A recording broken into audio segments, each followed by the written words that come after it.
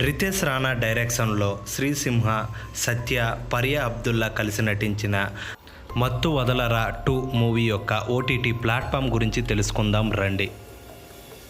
మత్తు వదలరా 2 మూవీ యొక్క ఓటీటీ రైట్స్ను ప్రముఖ ఓటీటీ ప్లాట్ఫామ్ అయిన నెట్ఫ్లిక్స్ దక్కించుకొని తెలుగులో స్ట్రీమింగ్ చేయాలని భావిస్తుంది ఫ్రెండ్స్.